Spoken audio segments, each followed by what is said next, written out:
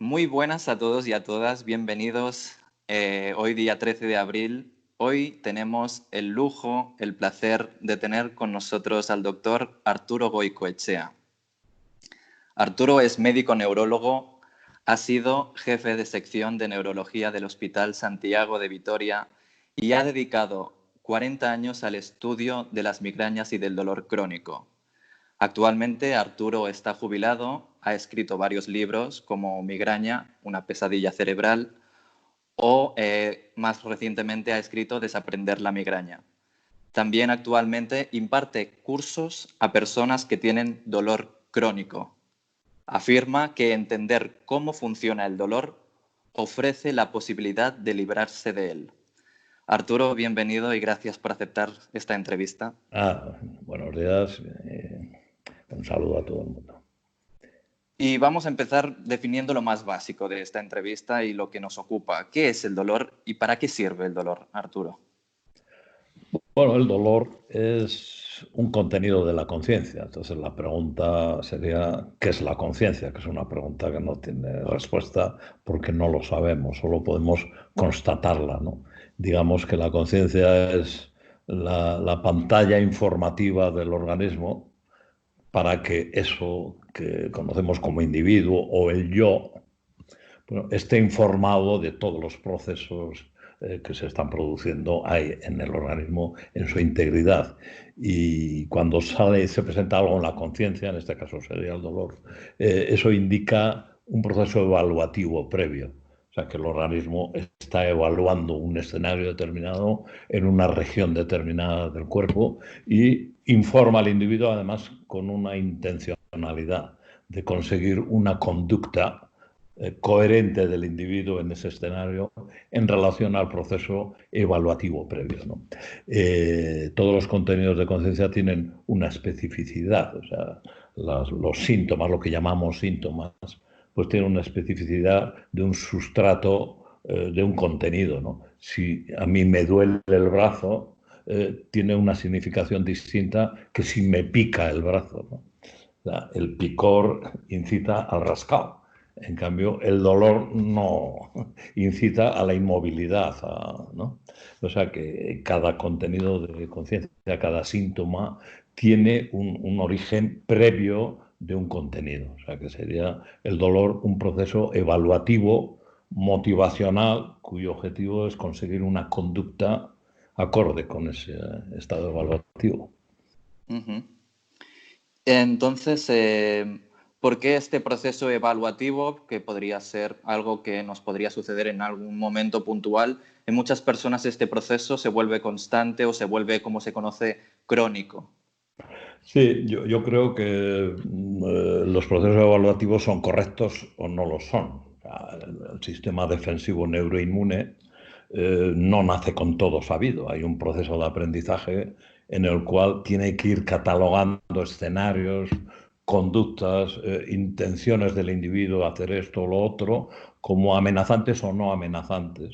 Y eso depende de lo que el individuo quiere hacer y de lo que el organismo en ese momento evalúa sobre sí mismo, sobre condición física del organismo, ¿no? Yo puedo querer levantarme, ponerme de pie, pero si el organismo en ese momento respecto a esa acción evalúa una amenaza sobre la integridad de la zona lumbar, por ejemplo, porque evalúa que es una zona frágil, vulnerable y que la conducta de ponerme de pie supone una amenaza, bueno, pues entonces yo voy a notar la expresión de ese estado evaluativo, que es el dolor, y luego además ha añadido un programa de protección en el curso de esa acción, que sería una activación motora disfuncional, que está tratando de proteger la zona mientras yo me estoy levantando, ¿no? Ajá.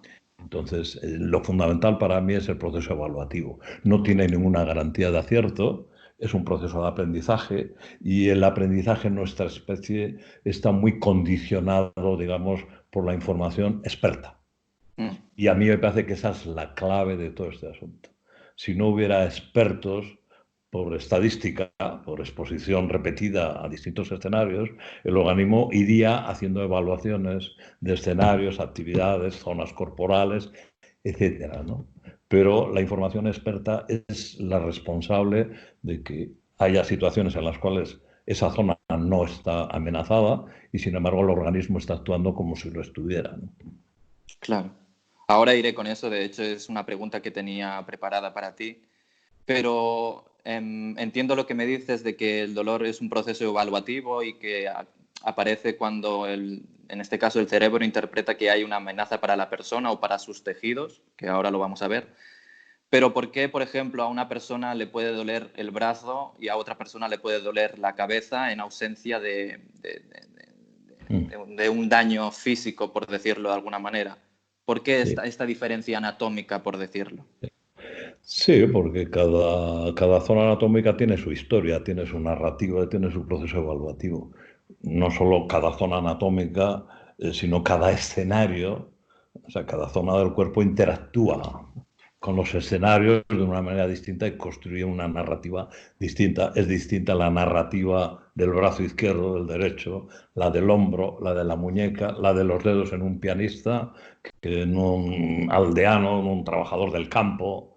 No sé, o sea, que se van construyendo narrativas, no una narrativa homogénea para todo el cuerpo, sino son narrativas locales, y cada una tiene su biografía, su peripecia, y son sistemas complejos que se activan en cada escenario, ¿no?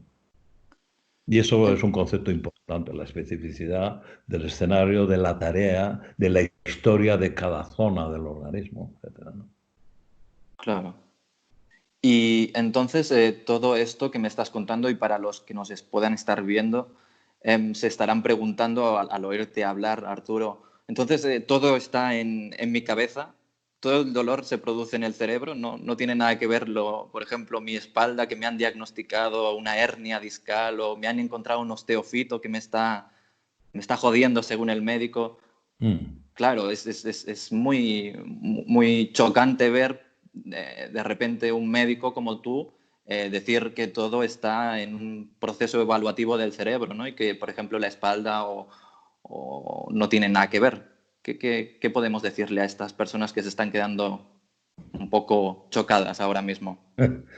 Bueno, no digo que no tenga nada que ver, sino que lo que nosotros recibimos en la conciencia es una integración entre información sensorial de cada zona corporal y las predicciones o el conocimiento o narrativas que cada acción, cada escenario, cada zona corporal ha construido, ¿no?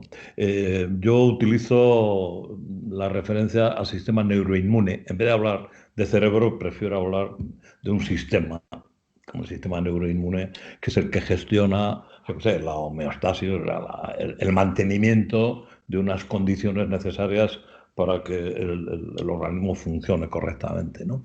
Entonces, cuando queremos interpretar correctamente lo que estoy diciendo, en vez de hablar de neuronas y cerebros, vámonos al sistema inmune, ¿no? Que todo el mundo reconoce y sabe que el sistema inmune comete errores de valoración.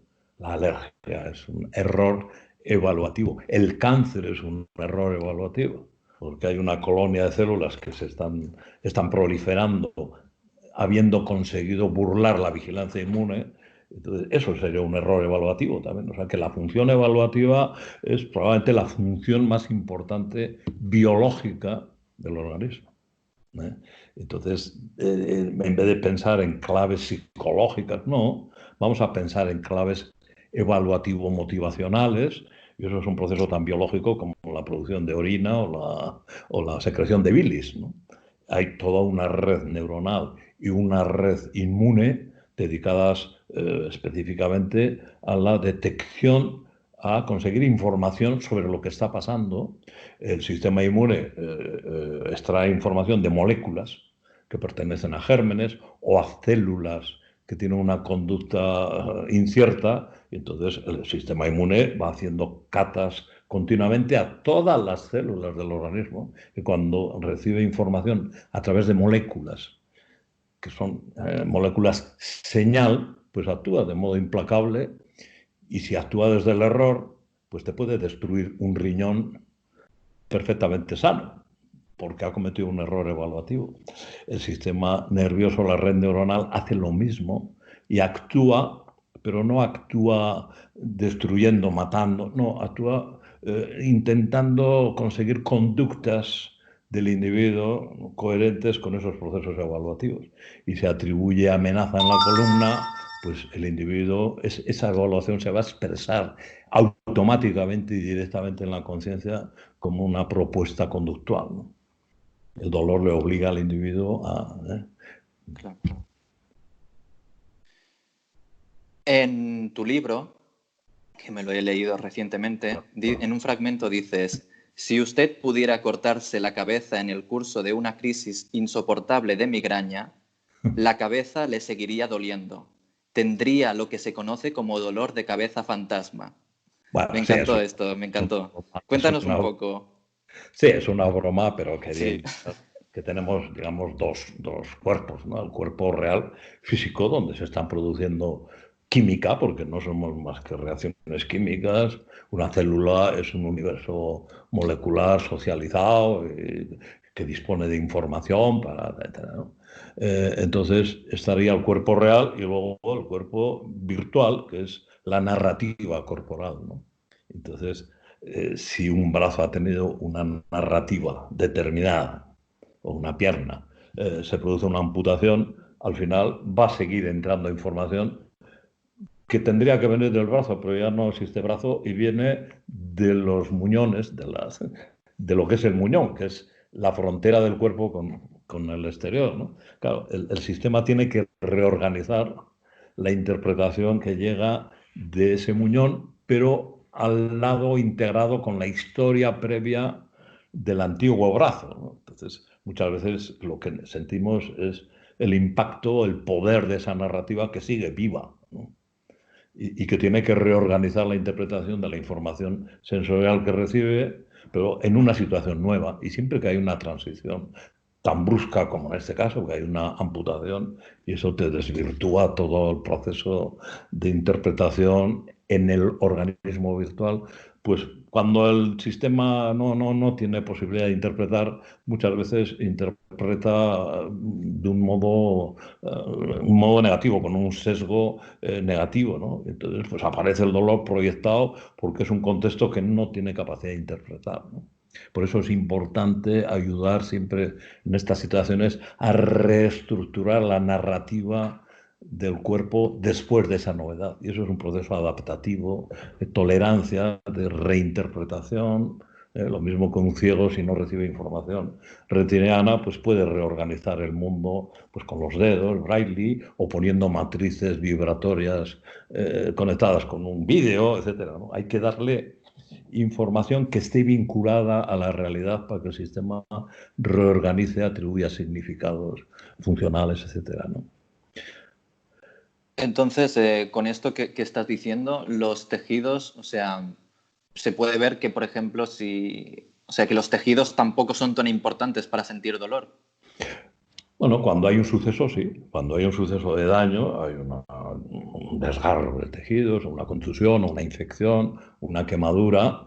Las zonas sanas de la vecindad, pero no solo las neuronas, sistema inmune, todas las células de la vecindad liberan mensajes, esa mensajería bidireccional, y se pone en marcha con una retroalimentación positiva la respuesta inflamatoria, que es una respuesta local de todos los tejidos sanos de la zona destruida, ¿no? Y eso, la inflamación es una respuesta pues, de protección y de... Entonces, luego habría, eso sería ya el daño consumado, ¿no? La necrosis, muerte celular violenta, ¿no?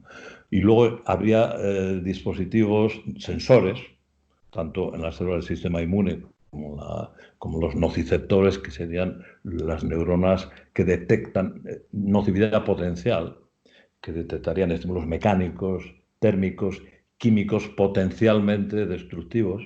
Entonces lo que hacen es tomar nota e informar al sistema que hay elementos con nocividad potencial.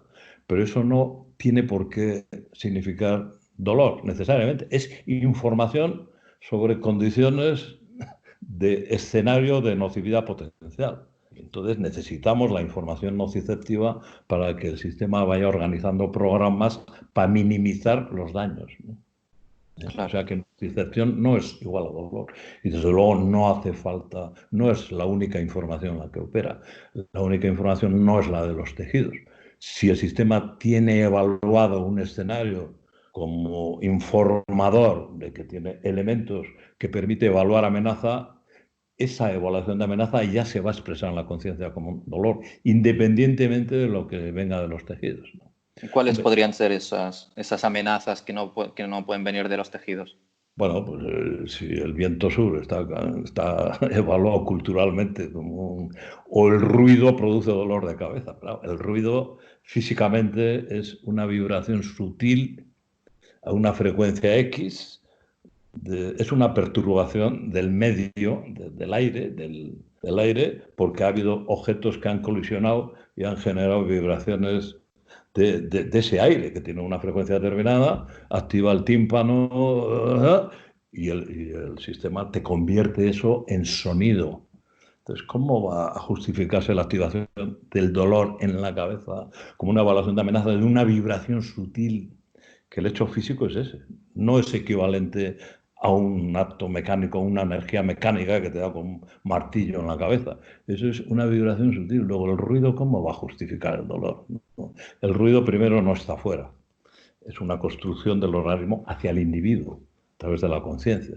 Y lo único que hay físico es esa vibración que generan las colisiones de los objetos porque producen esa vibración, ¿no? Entonces, esa es la diferencia. Entonces, yo creo que lamentablemente la cultura confunde ¿no? las atribuciones del sistema con la realidad física o química, como se quiera. Entonces yo creo que en el tema del dolor lo primero que tenemos que hacer es llevar al terreno de la realidad y para eso tenemos que quitar toneladas de cultura que lo único que hace es desvirtuar la narrativa del organismo, ¿no? Claro. Esa era la siguiente pregunta. De hecho, toda esta cultura que existe acerca del dolor, como por ejemplo que el dolor puede aparecer por malas posturas o que hacer ciertos esfuerzos o que hay que moverse de manera correcta, ¿no? Con la Sí, espalda recta. sí. Bueno, luego hay otros, ¿no? Más relacionados con la migraña, ¿no? Que ciertos alimentos producen dolor de cabeza o que la bajada de estrógenos. Bueno, tú esto lo sabes. Toda esta cultura, ¿es cierta, es falsa? ¿Qué tiene de cierto y qué tiene de falso todos estos bulos o toda esta información que corre? También Bueno, dentro del sector sanitario. sí, yo creo que hay un problema de inicio que es que se confunde correlación con causalidad, ¿no? O sea, si hay mucho ruido y me duele la cabeza, el modo de procesamiento que tiene el cerebro hace que interprete como causalidad lo que solo es una correlación.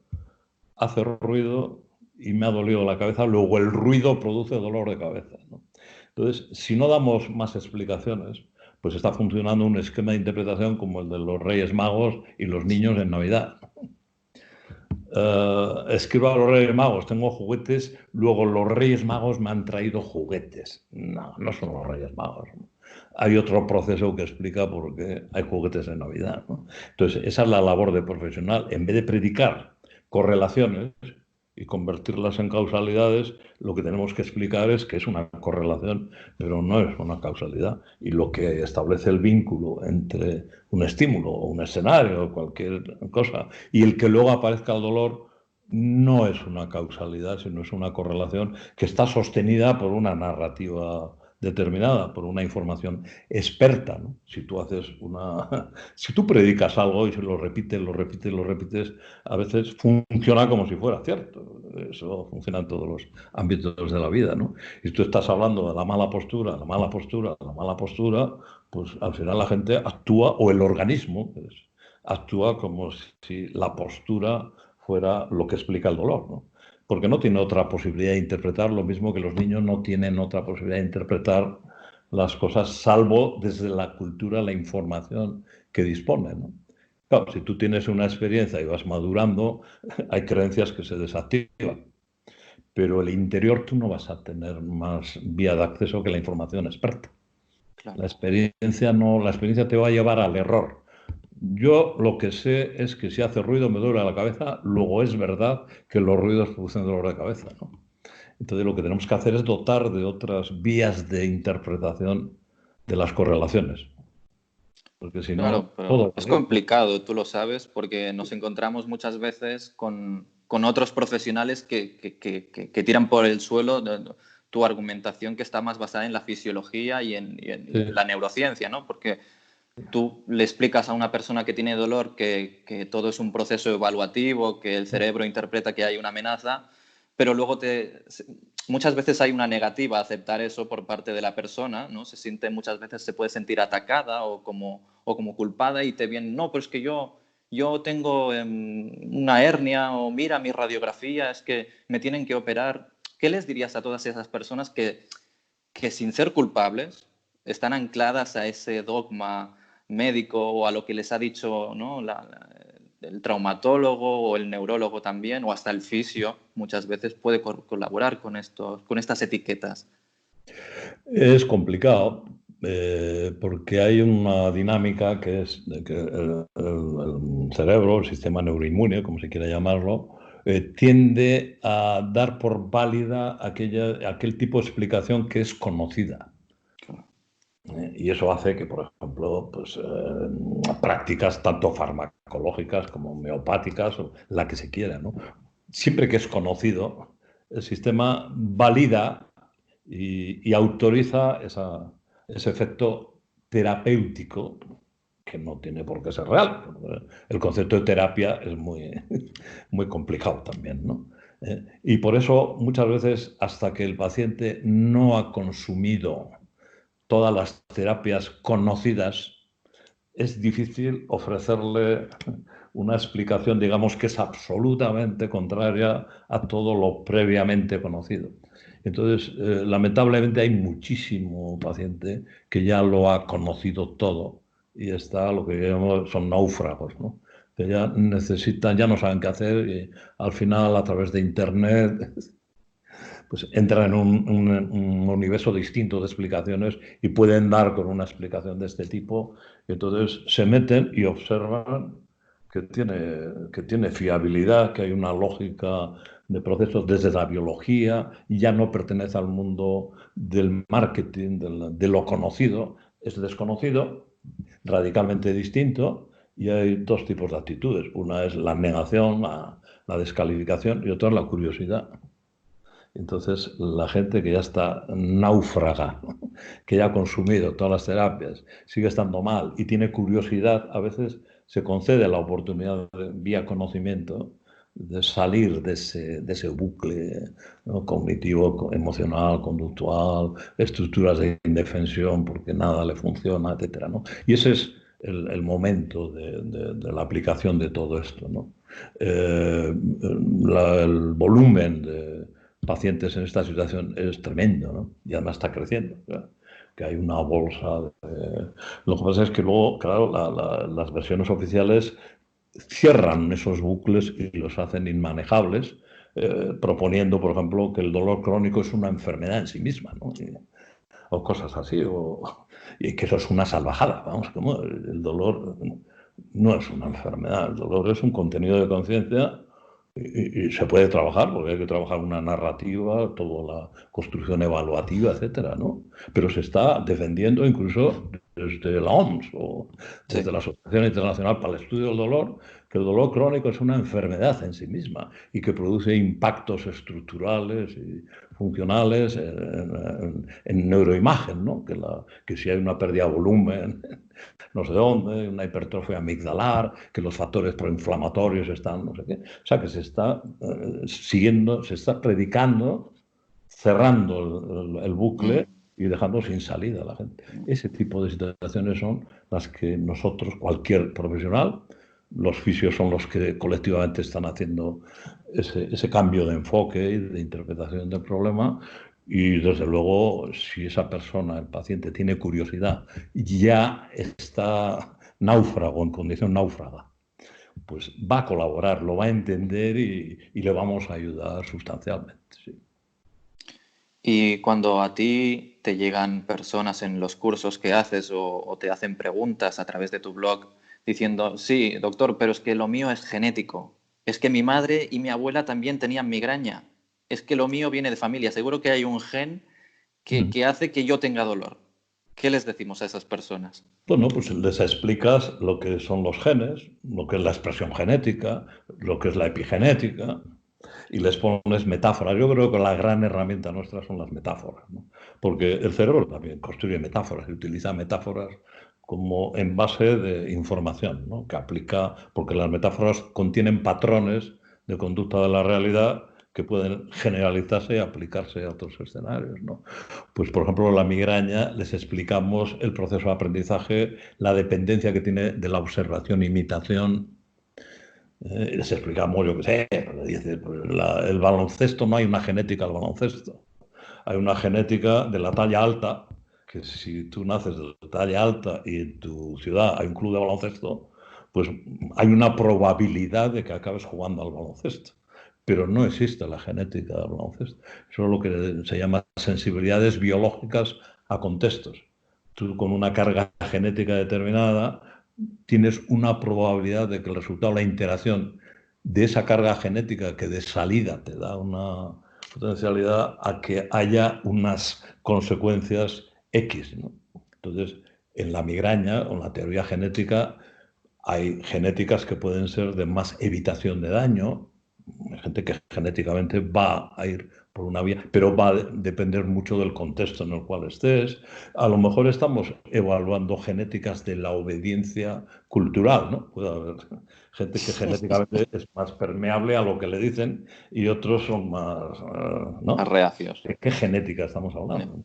Y luego no existe la genética de la migraña, salvo en raros casos en los que se conoce pues, un polimorfismo, una variación en un nucleótido y que produce, yo qué sé, la migraña hemipléjica familiar y lo mismo existe en otros territorios de dolor, ¿no? La eritromelalgia, que son entidades rarísimas en las cuales, sí, salen unos sensores que hay un cambio proteico que aumenta la ganancia de activación, con lo cual un estímulo que no es nocivo va a disparar y generar una señal de nocividad que confunde al sistema, ¿no?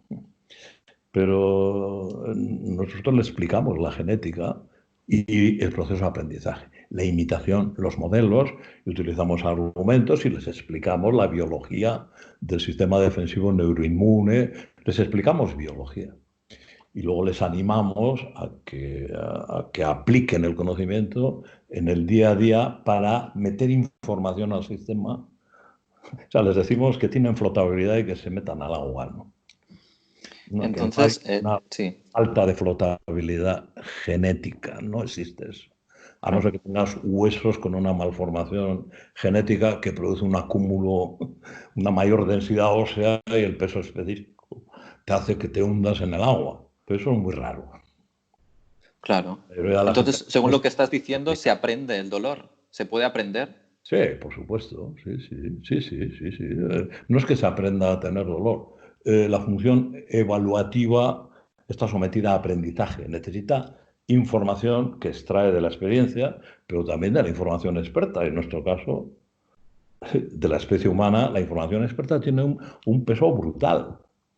Por eso existe el efecto placebo, Claro. el efecto nocebo, etcétera, ¿no? O sea, que tú puedes hacer que una situación, un infarto de miocardio, que está generando señal de destrucción y está todo el sistema sensibilizado, pues pones un placebo con una expectativa acoplada y el dolor puede irse, no el infarto.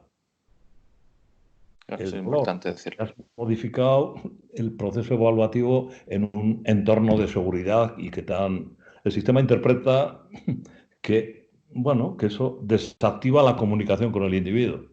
Los tejidos siguen funcionando, ¿no?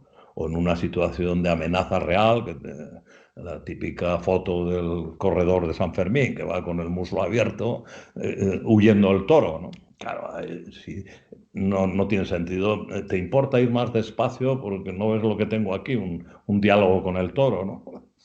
No. El sistema te motiva para que corras a la mayor velocidad posible. Y al cabo de un rato ya se abrirá la información de los tejidos a las áreas cerebrales que generan sufrimiento en la conciencia, ¿no? Que es una construcción para la cual ya no tenemos ni idea de cómo se produce, ¿no? Arturo también tiene un canal de YouTube y estos días que estamos todos confinados, pues da pues reflexiones y también metáforas. Y creo que hiciste una especialmente que me gustó mucho sobre entender cómo funciona este sistema de alarma del que hablas, comparándolo con la situación que estamos viviendo ahora. Puede ser como... Puede ser, ya no recuerdo todo lo que he hecho, pero sí creo que había una situación de confinamiento.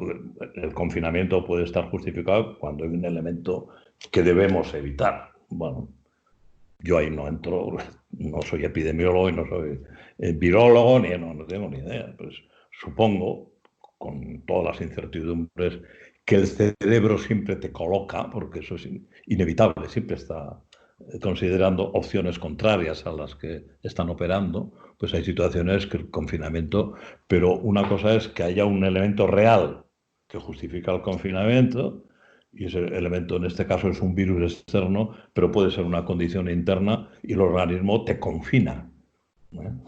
Te quita las ganas de interactuar, te sientes cansado, dolorido, con un estilo cognitivo negativo, considerando la amenaza y tal. Pero ese mismo patrón de confinamiento, si se activara por una situación que no contiene una amenaza real, sino simplemente por si hubiera una amenaza real, vamos a seguir todo el mundo confinados de por vida, ¿no?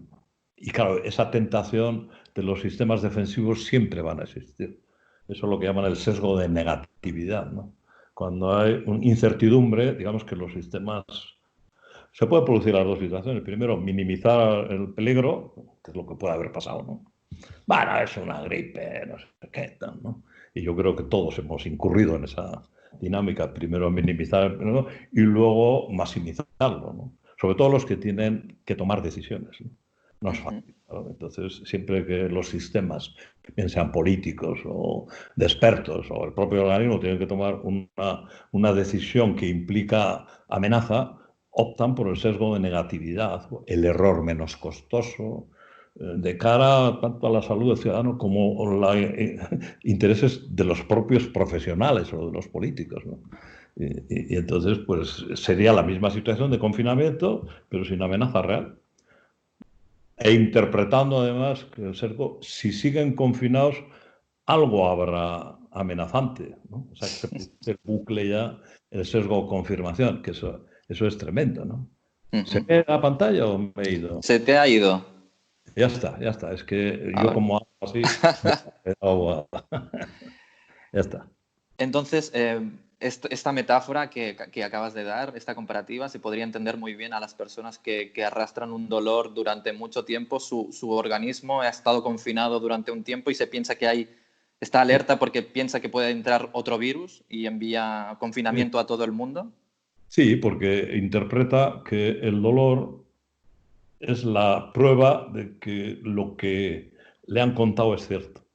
O sea, que sería también en el blog, hice una vez una entrada, el que está encarcelado, le han detenido, no le han dado explicaciones, solo sabe que está en la cárcel, ¿no?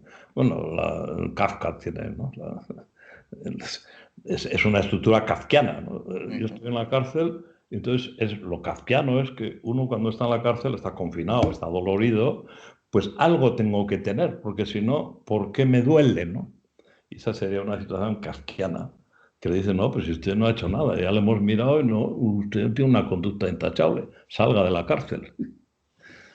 No, yo tengo que tener algo, es la reclamación de la etiqueta de enfermedad, ¿no? Para dignificar su situación en la cárcel, porque los demás dicen, bueno, ¿qué haces tú en la cárcel? No, tengo que haber hecho algo, tiene que haber habido una enfermedad o tiene que haber una enfermedad que es un delito, la enfermedad es un delito contra la homeostasis o el orden biológico del organismo, ¿no? Entonces esas estructuras se producen porque es un sistema que está dando como válida la información experta.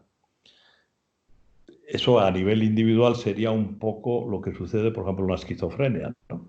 Que esa referencia a la construcción del yo no está bien organizada y el individuo da validez sin darse cuenta, aparece un bucle, una estructura circular en lo cual el ronroneo mental va adquiriendo entidad real y al final en vez de un lenguaje prevocal, pues oyen voces, ¿no? Me dice, y además ya dependen, es una mente bicameral, ¿no? Que depende no solo del individuo, sino de la segunda cámara a la cual el individuo está referido y le dice que no sé qué, y no sé más, y se proyecta eso pues, en el locutor del telediario. Tal. Todo al final es absorbido por esa estructura de una presencia, ¿no? Y pasa lo mismo en política o lo que uno quiera, ¿no? Una religión o lo que se quiera, ¿no? En el fondo, la percepción, todo lo que percibimos, lo que sentimos en la conciencia, pues eso es una especie de, bueno, no un dogma, por los dogmas no, pero la percepción es una alucinación controlada por los sentidos. O sea, que el proceso alucinatorio es continuo, el sistema está, pero está imaginando sobre la base de la información que está llegando por los sentidos. Si el sistema admite esa dependencia sensorial, vamos bien, el proceso alucinatorio está controlado, pero si adquiere demasiada validez lo imaginado, ya se desvincula de la información sensorial. Eso es lo que sucede en el sueño, cuando estamos dormidos. Se libera, ¿no? Pero estando despiertos, si la carga de convicción del proceso evaluativo es potente, ya no sirve la contención sensorial, que no le está confirmando lo que está evaluando. Lo mismo que en una estructura alucinatoria no sirve la información sobre la realidad, tiene más fuerza el proceso alucinatorio, ¿no? Y hablando de esto ya, porque te iba a preguntar, ¿cuál crees que es el primer paso para solucionar esta problemática que está tan extendida? Creo que primero hay un paso a nivel sanitario, supongo, o sea, a nivel del equipo. Entonces, ¿cuál crees que es la solución a nivel de todas esas personas que atendemos a gente que padece? ¿Qué les dirías?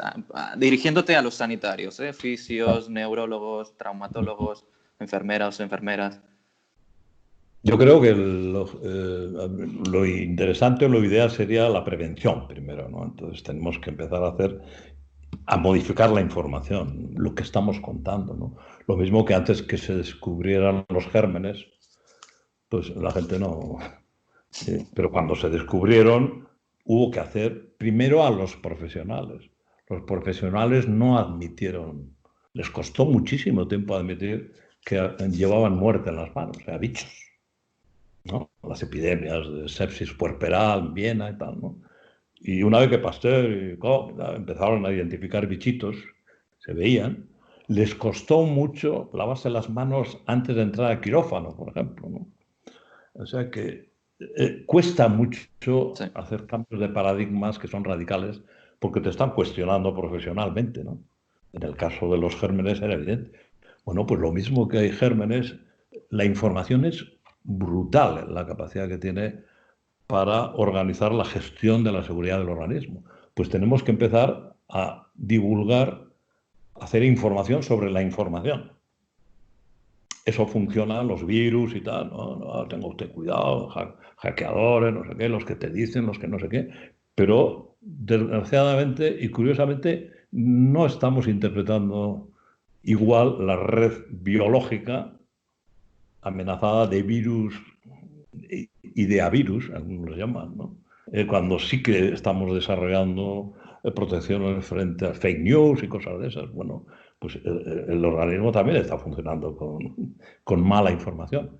Entonces, profesionalmente lo que tenemos que hacer es empezar desde los primeros niveles, tenemos que empezar a ocuparnos de la educación del niño en nocicepción, tenemos que dejar que los niños sean más libres, lo cual quiere decir más expuestos a daños, más juguetones, ¿no? Eso lo hacen todos los animales. Juegan a hacer como si pudieran dañarse, a veces incluso se dañan, pero es un proceso necesario para organizar patrones defensivos, conductas que son toleradas, etc. Eso vale lo mismo en la alimentación, en la actividad motriz y en todo, ¿no? Tenemos que empezar a normalizar los procesos de aprendizaje del organismo en escenarios variados y que contienen cierta incertidumbre, porque si no los sistemas no se van a situar en el lugar justo, sensato, no van a aprender bien. Y luego en las facultades, pues tiene que cambiar lo que Sí, es el total. proceso del dolor. Si hay revistas de ciencia básica que todavía siguen hablando de receptores de dolor, vías del dolor, señales de dolor, centros de procesamiento del dolor. El dolor no se procesa, no es algo que llega y se procesa, no. Llega información de los tejidos y también la información que ha generado la vida del individuo está operando continuamente. El 90% del input que recibe el tálamo, que es la estación de relevo de la información sensorial, viene de arriba. O sea, que se está organizando ya, es una tarea continua, que el proceso evaluativo es continuo, no descansa. Y la información sensorial lo que va haciendo es meter información real, pero para integrarla con la, pero no anula siempre todo el proceso evaluativo, predictivo, anticipador, etcétera. Habría que modificar los planes de formación, habría que hacer campañas de divulgación institucional utilizando los medios de comunicación, pero los medios de comunicación lo que se hace es dar información sobre dolor, que es la que forma parte del problema. Entonces, Claro. haciendo publicidad de lo que no hay que hacer. Pero es que eso es tremendo. Por eso las estadísticas van para arriba, ¿no? Totalmente. Solo ves los anuncios, ¿no? De Fisiocrem o póngase una esterilla para el dolor o haga ejercicio para no tener dolor, ¿no? Todas estas Mm. cosas, esta publicidad, pues Sí, ayuda a que esto pues no se solucione. sí, sí. Y para esas personas que nos están escuchando, Arturo, y que dicen, bueno, a ver, este hombre dice cosas muy raras, pero a ver, doctor, yo solo sé que tengo dolor. Usted Mm. me habla del tálamo, me habla de que el dolor puede ser aprendido, de la información que puede estar así en la cultura, que me puede hacer que yo me cree una idea de que el dolor, pero es que yo sé que me duele. ¿Qué hago? ¿Qué hago, doctor? ¿Qué les decimos a todas esas personas que te están escuchando y que entienden a lo mejor lo que estás diciendo, pero que ellos saben que tienen dolor? Ah, sí, bueno, lo que tiene que hacer es conocer el proceso en términos biológicos y hoy en día dispone de información suficiente. Hay libros, hay páginas de internet, hay profesionales en el ámbito de atención primaria, básicamente en el ámbito de la fisioterapia. No todos los fisioterapeutas les van a decir eso, la mayoría le van a decir justo lo contrario. Bueno, pero hay un porcentaje de esa bolsa de gente dolorida que a lo mejor accede a un trabajo que no es un trabajo simple de una terapia, no, es un trabajo de reorganizar la narrativa. Entonces, si se lo explica y se llega a un acuerdo de vamos a dedicar unas sesiones, primero hay que hacer la historia, hay que hacer la exploración, hay que... O sea, pero el paciente, si admite ese enfoque, hay un alto porcentaje de probabilidad de éxito. Y además a medio y largo plazo, porque estás inmunizando, estás trabajando como con las vacunas. Claro. Haces una exposición gradual al movimiento, a la actividad, a la acción. Entonces, eso es lo que hay que hacer. Pero primero tiene que tener una mínima publicidad, ¿eh? Para que la gente solicite esas prestaciones. Pero te van a solicitar más unidades del dolor, fármacos nuevos, más aparatos de no sé qué, piscinas a 35 grados, que si no, no sé cuántos, dietas, psico, no sé cuántos, todas esas cosas. Lo multidisciplinar, que yo creo que es un error.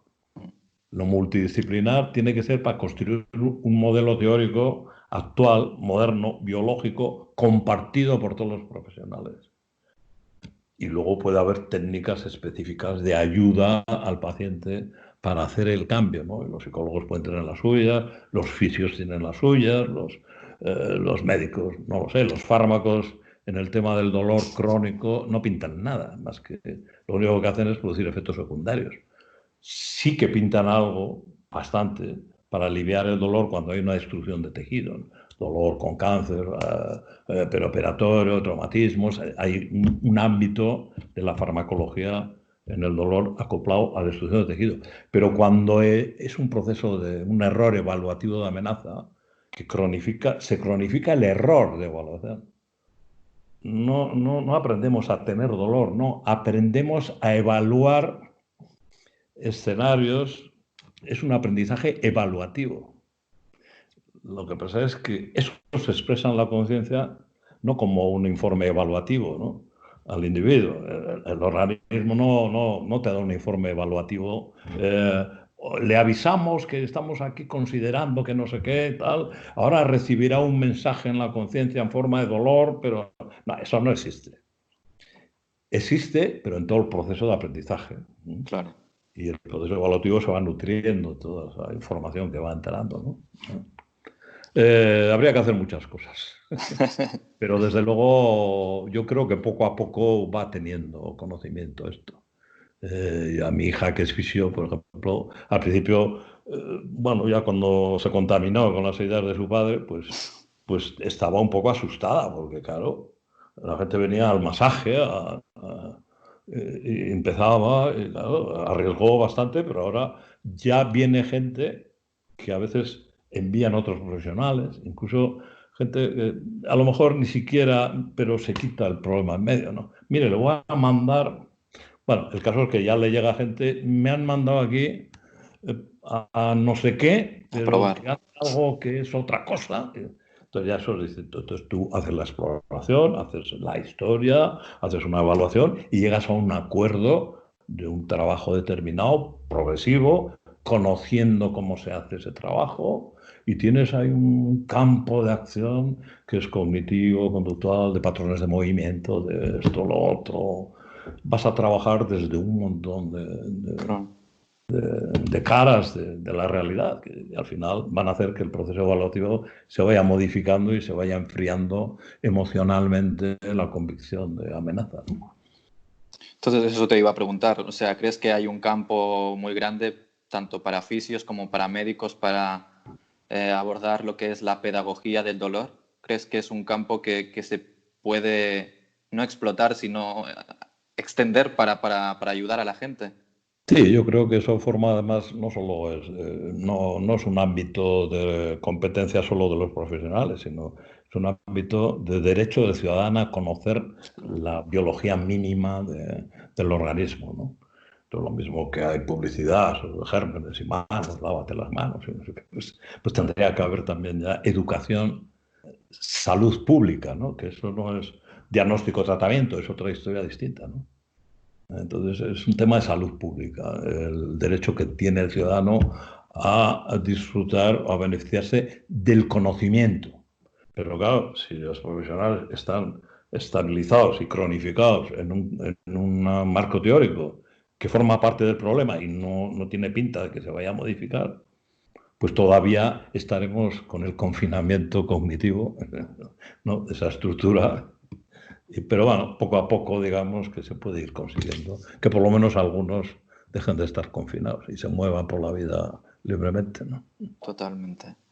Así ya para terminar y antes de hacerte unas preguntas que nos han enviado para ti, Arturo, em, los testimonios de gente que ha superado esto siempre pueden ayudar un montón a la gente que nos pueda estar viendo y que tiene dolor. Danos algunos ejemplos que recuerdes especialmente de alguien que entendiendo cómo funciona el dolor se ha recuperado. Hombre, el primero es el mío. Yo estoy operado de la columna, tuve una extrusión discal aguda, con valida, un síndrome radicular, con pérdida del reflejo aquileo, hormigueo, y luego con una hernia voluminosa. Bon. Era todavía la época en que se pensaba y se aconsejaba reposo estricto, ¿no? Bueno, yo no hacía reposo estricto porque se me da muy mal. Pero bueno, intentaba además, tenía que tocar el piano, intentaba mantener una mínima actividad, pero el dolor iba más y al final hice reposo estricto, el dolor no mejoraba y mi amigo el neurocirujano, pues al cabo de 2 meses había un criterio: si el dolor no se va, a operar. Entonces me quitaron la hernia. Bueno, fue bien, tuve 2 o 3 años bien. Yo soy un poco, no sé, vivía en el campo, cogía pesos, piedras, hacía muros, cogía la azada, el pico y todas esas cosas. Entonces volvió el dolor ya a la zona, no era exactamente la misma clínica, pero sí había una irradiación menos nítida hacia la pierna, tal, y cada 2 por 3 estaba en la cama y podía estar un mes que no me podía levantar de la cama, ¿no? Y eso sucedía un par de veces al año, ¿no? Y entre crisis y crisis, pues levantarme, entrar al coche, salir, era siempre costoso, doloroso, y yo ya tenía un porvenir. Y entonces ya empezó la moda de que el dolor aparece porque la columna se mueve, que es una idea absurda, y no sé cómo... Bueno, entonces, si aparece dolor en la columna, bueno, si veían que en la columna había un poco de aumento, un poco de inestabilidad, pues te ponían unos hierros, aunque no hubiera, también te los ponían, ¿no? Entonces ya quería ponerme los hierros, mi amigo, ¿no? Y entonces, estando ahí en ese ciclo, tal, yo leía, y lo que hice es darme cuenta en algún momento, o que leí que lo que no había que hacer era reposo. Y entonces empecé a moverme en la cama y a buscar dónde estaba el dolor. Ahí estás, pues intentaba no evitar el dolor, sino buscarlo y hacer algún trabajo con él. Haciendo movimientos de merodeo alrededor, poniéndome en posiciones y tal. Y así fui consiguiendo salir de la cama y conseguir moverme, y yo ya no he vuelto a estar en la cama. Hago lo que me da la gana, me siento como me da la gana, cojo los pesos como me da la gana, con la fuerza que puedo tener para coger unos pesos y no otros, y yo estoy libre. Y de esto estoy hablando hace veintitantos años. Si no hubiera hecho ese cambio, entonces no había información sobre esto. Empezaba a haber Sí. elementos del Lego, ¿no? De la nuevo paradigma, ¿no? Entonces iba cogiendo, iba construyendo pues un marco teórico distinto y tal, que me sirvió, y yo, según conozco, en la consulta lo que hacía es hablar mucho con los pacientes para coger datos y luego para devolverle mi información, ¿no? Y lo que me iban contando era que el dolor iba modificándose. Entonces te das cuenta que la información tiene una potencia brutal, ¿no? Y luego ya se construyó ya todo el marco. Había otros focos en Australia, el Mosley, todos estos. Mm. Yo me sentía muy solo, ¿eh? Pero luego ya cuando aparecieron otros por ahí, ya te sientes que, bueno, ya hay más gente. Acompañado. Y ya he seguido luego mi hija, etcétera, ¿no? Sí, y esto Ese se era va un caso. extendiendo, por suerte. Como sea, hay miles de casos. En el blog se recogen, pero bueno, te cuento el mío mismo, pero puede Creo haber. que nos sirve mucho el tuyo porque podemos empatizar con lo que estás diciendo y no ver que no estás hablando desde la teoría, sino que lo has podido aplicar en tus propias células, por decirlo de alguna manera. Sí, sí, sí, sí, sí, sí, sí. Vale, Arturo, hay algunas personas que nos han enviado algunas preguntas. Te voy a hacer cuatro porque nos hemos alargado un poco y sé que te tienes que ir. Entonces, Mariana nos ha enviado una pregunta y dice lo siguiente. Hola, doctor. ¿Cómo se explica que la sintomatología de mi sinusitis atrófica degenerativa pueda pasar a un segundo plano delante de una emergencia de supervivencia como es la situación que estamos viviendo del COVID-19? Bueno, lo del coronavirus, o el COVID-19, o como se quiera llamar, ha producido cambios individuales que pueden ser en todas las direcciones, ¿no? Ha habido gente que estaba bien de sus migrañas, no había tenido migrañas durante una temporada tras la intervención pedagógica, y ahora con esto ha vuelto. Hay otros que, al revés, que no seguía el dolor, seguía el dolor, y al aparecer esto, ahí va, pues si no está el dolor. Cada uno tiene su propia narrativa. Entonces, siempre que hay una transición de escenarios, puede ser de laborables a festivos, ciclos hormonales en la mujer, cambios meteorológicos, cambios del tipo que sea, el sistema tiene que hacer una evaluación. Y siempre que reevalúa, pues claro, la competencia entre la importancia de los escenarios puede hacer que el elemento nariz bueno, se desaparezca. Hay otras prioridades, y entonces la evaluación queda en el camarote, en el trastero, ya no opera, no es fundamental, y está operando otra, entonces el dolor puede desaparecer. Eso es lo que pasa con las migrañas en el embarazo. No es que haya elementos hormonales, que también los hay, sino que es una transición. Es el organismo de la mujer desvía el foco de atención de la cabeza hacia el útero, ¿no? Claro. Y entonces desaparece. O sea que siempre hay un cambio de escenario, puede haber modificaciones en el proceso evaluativo, prioridades, y eso puede expresarse el cambio en la conciencia con dolor, no dolor, más dolor, menos, etcétera. Y síntomas como puede ser, yo es que a esta la conozco, y que puede tener como sangrados y que ahora hayan cesado, también puede repercutir no solo en lo que es en la expresión perceptiva, como puede ser el dolor, sino también en cambios ya también en los tejidos. Sí, sí, porque no es solo la expresión perceptiva. Un organismo cuando está en un estado evolutivo se modifica el organismo en su conjunto. Sí, sí, sí. Un estado emocional, soy tímido, aumenta el color en la cara. Todo tiene un soporte físico y el Claro. sistema nervioso autónomo y tal colabora. Es todo el organismo el que está modificando y hay modificaciones tisulares, claro que sí. Respuestas de vasodilatación o que puede aumentar la probabilidad de que haya una hemorragia en un punto que tiene una cierta fragilidad y tal. Sí, sí, claro. Vale, vamos con el siguiente. Tony nos dice, hola doctor, cuando yo tenía 12 años tuve una torsión del testículo. Me tuvieron que operar de urgencias. Gracias a la rapidez con la que me atendieron todo salió bien. Pero aún así, después de tantos años, en según qué situaciones me aparecen brotes de dolor, el mismo que tuve con la torsión. Según los médicos todo está bien, pero es muy desesperante porque a veces estoy con gente y me aparece el dolor y es horrible. Sí. ¿Qué debería hacer? Bueno, pues sería un caso ideal para hacer una reconstrucción evaluativa desde el momento de esa evaluación. Será un caso ideal para explicarle toda la biología, cómo funcionan los sistemas de memoria, los bucles cognitivos emocionales, para que tenga una explicación posible para eso, porque si no, va a estar siempre metido en el bucle, me miran, me dicen que está todo bien, pero eso pasa muchas veces con el dolor postquirúrgico, ¿no?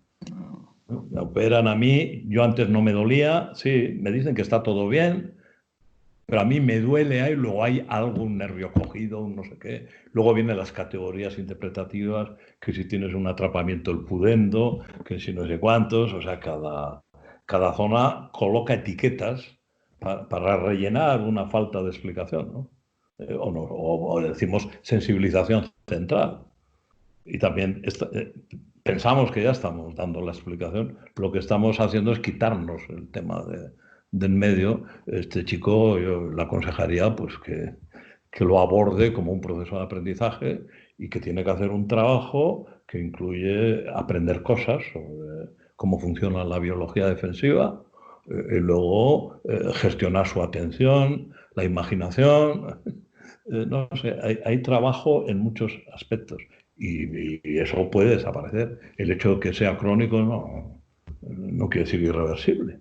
Si tú no haces nada para modificar la narrativa va a seguir operando además de manera automática en los escenarios en los cuales se haya activado, que cada uno tiene los suyos, ¿no? Entonces se puede trabajar perfectamente en la narrativa evaluativa o el proceso evaluativo.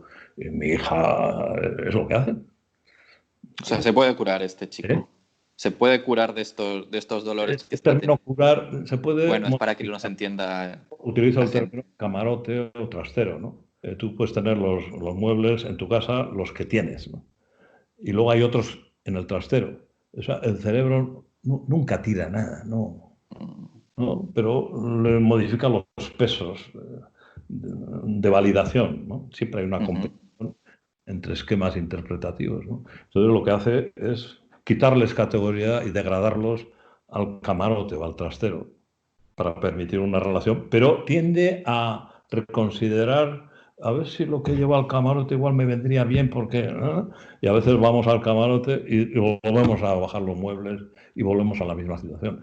Digamos que cada escenario tiene un mobiliario, ¿no? Hay un trasiego continuo, camarote, salón, camarote, salón, ¿no? Pero eso se puede trabajar, pero hay que trabajarlo como se debe trabajar. Claro. Si lo haces en forma de terapias, no va a funcionar, va a empeorar. Aparece una estructura de indefensión, me han hecho de todo y luego no hay esperanza de solución. Todo eso va engordando, toda la estructura.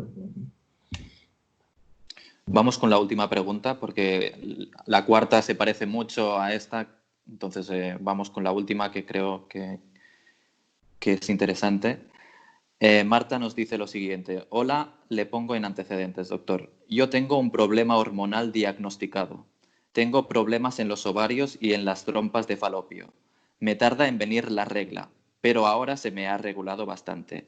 La cuestión es que cuando me tiene que venir la regla, un par de días antes, me cogen unos dolores de cabeza impresionantes con ganas de vomitar.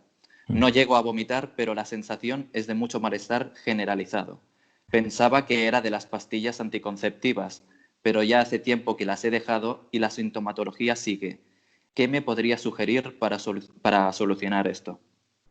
Bien, bueno, los cursos que hacemos de migraña, para pacientes de migraña, que son presenciales, luego también hay un curso online para pacientes de migraña, como básicamente son mujeres las que vienen a los cursos, es muy frecuente la migraña menstrual, ¿no? Entonces explicamos el proceso de la menstruación, que es un proceso fisiológico, no hay una inflamación en el endometrio, o sea que ni siquiera tendría que aparecer el dolor.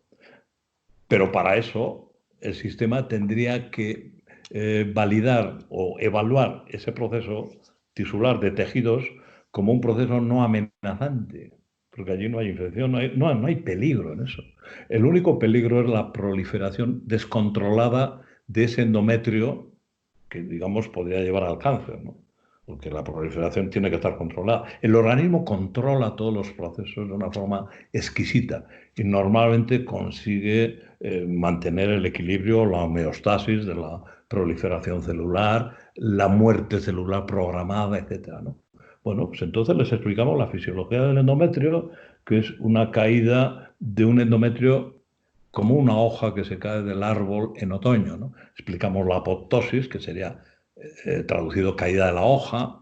Y entonces, por ejemplo, recuerdo, solemos contar, había una señora que tenía migrañas menstruales brutales, también como cuenta ella, y entonces interiorizó el proceso otoñal, ¿no? De la hoja, que el árbol le quita la entrada de savia, la hoja va modificándose, eso sería un endometrio que no llega la fecundación y entonces se cierran todos los vasos arteriales, el equivalente a la savia de la hoja, y el endometrio se cae de forma controlada, bueno, y se despega, y allí no hay amenaza, no hay inflamación, hay regeneración de endometrio. Y para que haya regeneración de endometrio, claro que se van a liberar citoquinas, que son mensajeros celulares, que forman parte de la inflamación. Pero la inflamación es una respuesta regeneradora. Claro. Sin embargo, como digo, hay citoquinas, prostaglandinas, proinflamatorio y por eso duele. Eso biológicamente es una barbaridad. Entonces nosotros explicamos el proceso. Entonces esta señora pues dejó de tener, ya no sabía cuándo le venía la regla. Antes, unos días antes, tenía unas migrañas brutales y tal, vómitos y ahora ya no tiene, solo sabe cuando se cae la hoja. O sea, anda por el suelo del bosque y digo, coño, ya es otoño en mi útero, dice, ¿no? Bueno, pues esos son casos y hay muchísimos. En los cursos de migraña, las mujeres que tienen dolores de cabeza, migrañas brutales durante muchos días y tal, claro, la información experta dice son cambios hormonales, como que eso es una consecuencia lógica de un cambio hormonal, pero ni siquiera se justificaría dolor pélvico y a distancia mucho menos. Es absurdo todo eso. Entonces, la información es la que puede liberar de eso, interiorizando, como hacía esta señora.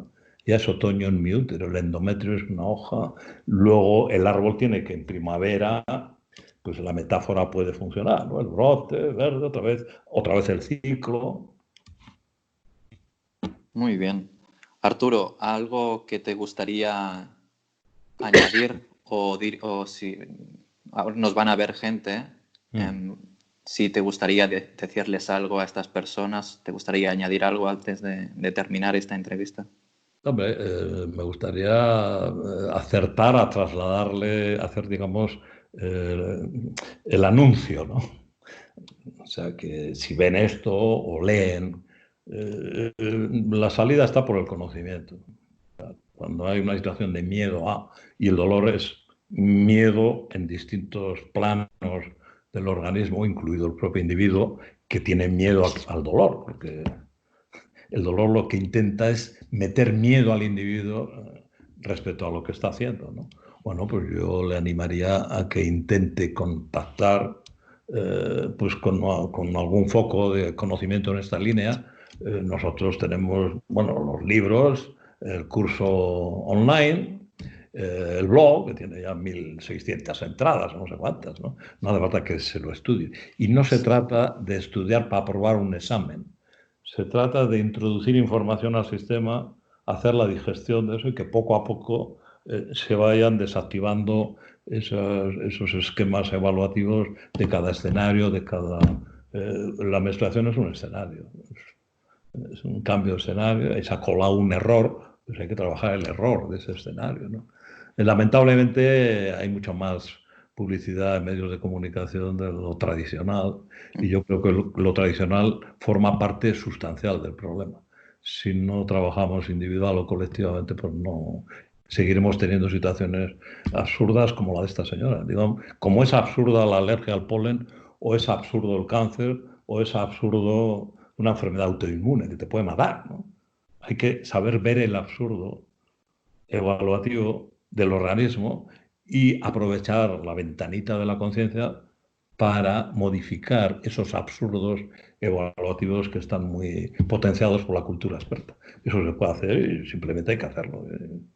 Y eso es lo que aconsejaría. Pues muy bien, Arturo, muchas gracias.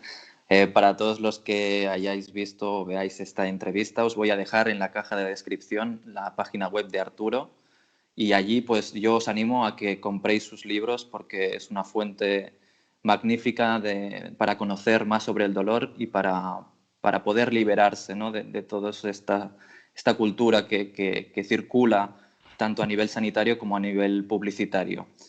Arturo, muchísimas gracias, de verdad ha sido un placer, creo que has ayudado a mucha gente y a muchos profesionales sanitarios que a lo mejor nos ven, pues nos vas a ayudar también a atender mejor esta problemática. Muchas Bueno, gracias pues, y gracias a vosotros por darme la oportunidad, lo digo de verdad.